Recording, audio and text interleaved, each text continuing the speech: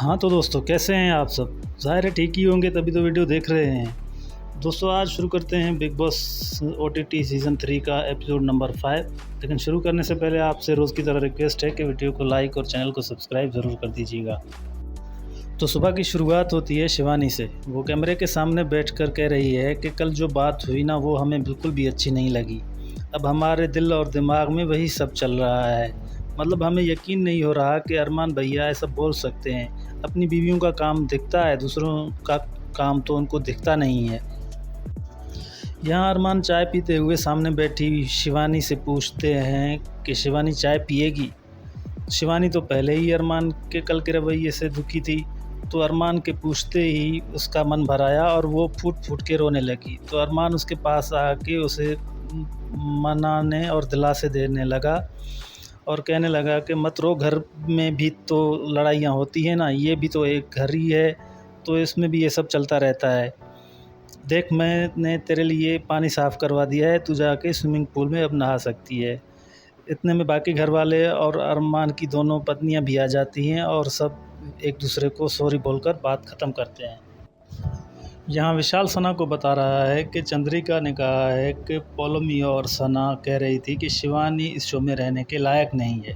तो सना कहती है, अस्तगफिरुल्लाह, मेरी ये औकात कि मैं किसी के बारे में ये कहूँ। ये सना पौलमी को बुलाकर उससे पूछती है कि क्या कल हमने ऐसी कोई बात की थी। तो पौलमी इनकार कर देती है और ये लोग सना से कहते हैं कि जाकर चंद्रिका से बात करो। यहाँ ये सना चंद्रिका से कह रही है कि जाकर सना सुल्तान से बात कर लो। तो ये कह रही है कि क्या बात करनी है। सना मकबूल उसे बता रही है कि कल जो तुमने कहा कि सना सुल्तान और पौलोमी ने शिवानी के बारे में जो कहा था, उसके बारे में जाके उससे बात करो। तो इस पर चंद्रिका कहती है कि तो मैं उसे प्रूव कैसे करूँगी, मैं ही तो थी वहाँ और कोई तो था नहीं। अब बाकी घर वालों को तो फुटेज और मज़ा लेने की आदत ही होती है, तो सब आ गए। कुछ यहाँ अरबान मलिक रणवीर शौर्य से उसकी पर्सनल लाइफ के बारे में पूछ रहा है, जिस पे रणवीर शौर्य बताता है कि मैं अकेला ही रहता हूँ और मेरा एक 13 साल का बेटा है जो पढ़ता है और वो आधा टाइम मेरे साथ रहता है, आधा टाइम अपनी माँ के साथ रहता है। तो अरमान पूछता है आगे की लाइफ के बारे में क्या है, ऐसे ही गुजारनी है? तो वो कहता है, भैया आगे की लाइफ का किसको पता है कि आगे क्या होना है। बाकी ये है कि मैं फ़िलहाल मेरी ज़िंदगी में सिर्फ मेरा बच्चा और मेरा काम ही है। तो अरमान उसे सलाह देता है कि आप यहाँ से निकलने के बाद सोशल मीडिया पे आना स्टार्ट करो, जिससे आपकी इनकम बढ़ जाएगी। लो जी, ये तो हद ही हो गई। शिवानी अपने गांव से लाई हुई मिट्टी खा रही है और रणवीर उसे कहता है कि ये क्या कर रही हो, मिट्टी मत खाओ, बीमार हो जाओगी। शिवानी कहती है, भूख लगी है तो क्या करें। इतने में अरमान मलिक आकर उससे मिट्टी लेता है और सबके माथे पर तिलक लगाता है और ये बोलता है कि हमारे देश की मिट्टी है, इसे खाना नहीं है, सुबह सुबह इसका तिलक लगाना है। यहाँ पोलोमी नेजी से पूछ रही है कि वो फ़िल्म आप पे बनी थी क्या, मुझे बाद में किसी ने बताया, और फ़िल्म से मुराद अपना टाइम आएगा है। तो नेजी बताता है कि हाँ, वो फ़िल्म मेरे ऊपर बनी है। उस फ़िल्म से बहुत सारे लोग जुड़े हुए हैं, वो पूरे हिप हॉप कल्चर को रिप्रेजेंट किया है उस फ़िल्म में हमने, मगर उसमें जो मेन कैरेक्टर था वो मेरे से इंस्पायर्ड हुआ था। ज़ोया मैम ने सबसे पहले मुझे ढूँढा था जब आफ़त गाना मेरा जो पहला वायरल हुआ था। जब उन्होंने मेरा पहला गाना देखा, तभी उनको ये आइडिया क्लिक हुआ कि मैं पूरी फ़िल्म बनाती हूँ। वैसे मैं इंडस्ट्री में पहले से जाना माना था, मगर मेन स्ट्रीम मीडिया में मुझे रिकग्निशन इस फ़िल्म की वजह से मिली, मगर इससे मेरी पर्सनल लाइफ को बहुत नुकसान पहुंचा, क्योंकि इंडियन जनता समझती है कि उस फ़िल्म में रणवीर को जितना गरीब दिखाया गया है, मैं रियल लाइफ में भी उतना ही गरीब हूँ।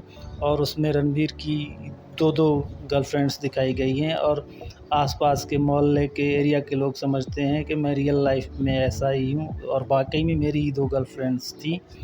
वो फ़िल्म देखने के बाद सब एरिया वाले, मोहल्ले वाले मुझे उस नज़र से देखने लगे जो रणवीर को उस फ़िल्म में दिखाया गया। तो इस फ़िल्म से मेरा फ़ायदा भी हुआ और नुकसान भी। तो पोलोमी कहती है खैर अभी तो तुमने क्लियर कर दिया तो आई थिंक लोगों को समझ आ जाएगी। यहाँ ये डिस्कस कर रहे हैं कि खाने के लिए कुछ भी नहीं है, सब लोग मिलकर बिग बॉस को बोलते हैं कि कुछ खाने के लिए भेज दो।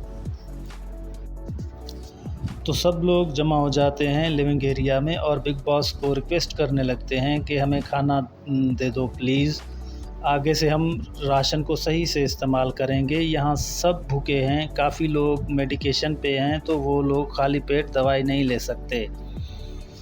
लेकिन ये लड़की सना बिग बॉस को ऑर्डर देती है कि हमारे लिए खाना भेज दो, मैं नहीं जानती कैसे भी करके खाना भेज दो, हमारे कॉन्ट्रैक्ट में स्टार्वेशन कहीं भी नहीं लिखा था।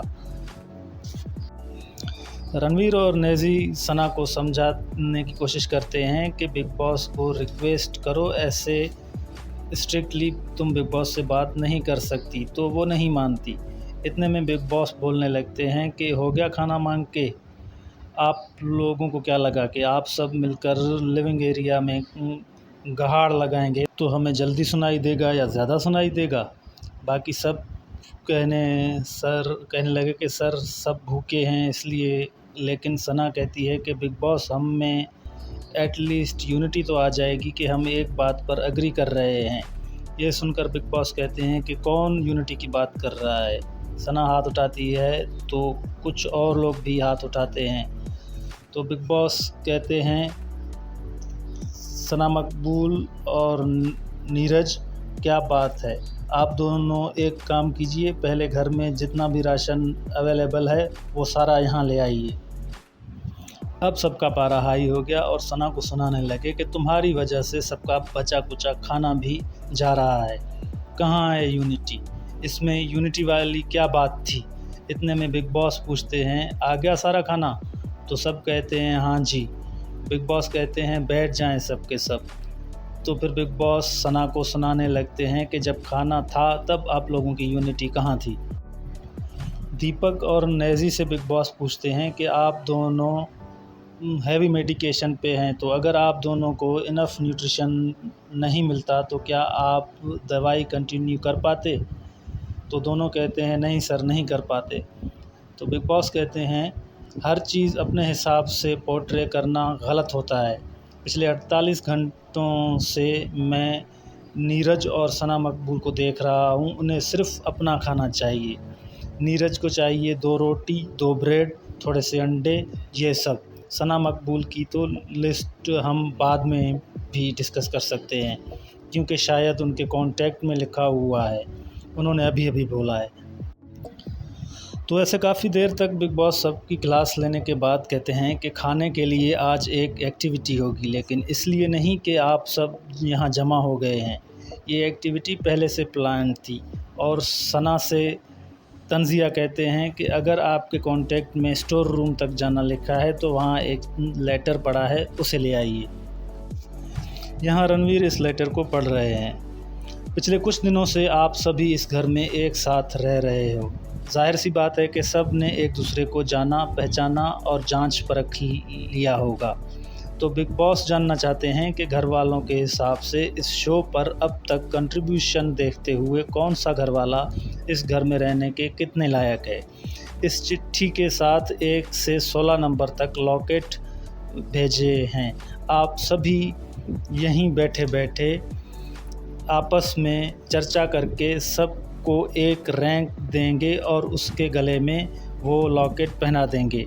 लॉकेट नंबर 1 से 1 उस घर वाले को पहनाया जाएगा जो आपके हिसाब से इस घर में रहने के सबसे ज़्यादा लायक है, और लॉकेट नंबर 16 उस घर वाले को पहनाया जाएगा जो इस घर में रहने के सबसे कम लायक है। और भाई साहब, ये घर वाले काफ़ी देर तक बहुत मेहनत से लड़ने के बाद टास्क रद्द करवा देते हैं, लेकिन बिग बॉस तो हैं ही बहुत दयालु, इसलिए वो कहते हैं टास्क तो आप लोगों ने कंप्लीट किया नहीं, मगर मैं फिर भी आप लोगों को राशन दे रहा हूँ, वो भी बिल्कुल फ्री। मगर फ़र्क बस इतना है कि जितना राशन मैं भेजने वाला था उससे थोड़ा कम होगा, क्योंकि जल्दी जल्दी में मैं इतना ही राशन ख़रीद पाया। तो दोस्तों, ये था आज का एपिसोड। मिलते हैं नेक्स्ट एपिसोड में कल। तब तक के लिए अपना ख्याल रखिएगा और चैनल को सब्सक्राइब और वीडियो को लाइक ज़रूर कीजिएगा।